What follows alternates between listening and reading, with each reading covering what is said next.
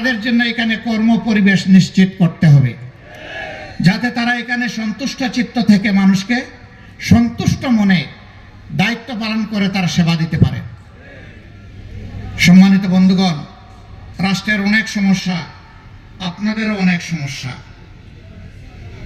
এই সমস্যাগুলো যারা সৃষ্টি করেছিল, ক্ষমতাকে কিয়ামত পর্যন্ত টিকিয়ে রাখার জন্য যারা একেবারেই বেপরোয়া হয়ে উঠেছিল, মানুষের জীবন যাদের কাছে কোনো জীবনই ছিল না, ক্ষমতার শেষ প্রান্তে তারা নিজেদের ক্ষমতা ধরে রাখতে সরাসরি স্পষ্ট দিবালোকে মানুষের বুকে গুলি ছুড়ে হাজার হাজার মানুষকে তারা খুন করেছে। 15.5 বছর তারা খুন করেছে, গুম করে আয়না করে বন্দি করে রেখেছে। 24,000-এর ঊর্ধ্বে মানুষকে জীবনের করে পঙ্গু করে দিয়েছে। কেউ চোখ হারিয়ে অন্ধ, কেউ হাত পা হারিয়ে পঙ্গু, কেউ আবার স্পাইনাল কর্ডে বুলেট ইনজুরি নিয়ে প্যারালাইজড হয়ে হাসপাতাল কিংবা তার বাড়ির বিছানায় ছটফট করছে। এই অবস্থায় যে কোনো নির্বাচনের আগে অবশ্যই দুটি কাজ সম্পন্ন করতে হবে। একটি হচ্ছে খুনিদের বিচার, এ বিচার দৃশ্যমান হতে হবে। আরেকটি হচ্ছে প্রয়োজনীয় সংস্কার। এই দুইটা ছাড়া বাংলাদেশের জনগণ কোনো নির্বাচন মেনে নেবে না।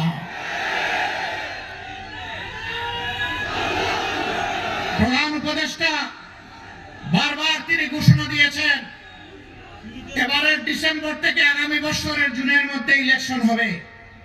আমরা প্রধান উপদেষ্টাকে বিনয়ের সাথে বলবো, আমরা ইলেকশন চাই, আমরা সুষ্ঠু নির্বাচন চাই।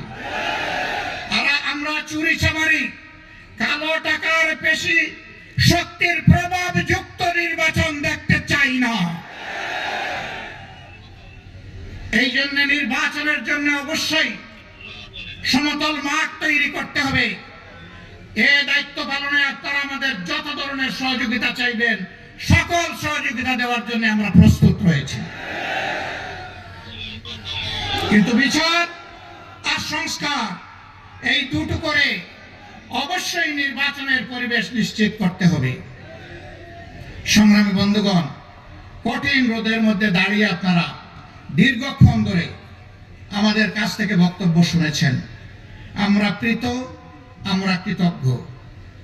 আপনারা দেশ এবং জাতির দায়িত্বশীল নাগরিক হিসাবে দায়িত্বের একটা অংশ পালন করতে এখানে এসেছিলেন। আপনাদের সকলকে অভিনন্দন এবং ধন্যবাদ। আমাদের এই বক্তব্যগুলো ঘরে ঘরে আপনারা পৌঁছে দেবেন। মা বোনদেরকে বলবেন, ইনশাআল্লাহ আগামীর বাংলাদেশ কোরআনের ভিত্তিতে যখন গড়ে তোলা হবে, তখন আপনাদেরকে মায়ের মর্যাদায় মাথায় তুলে আমরা সম্মান করব।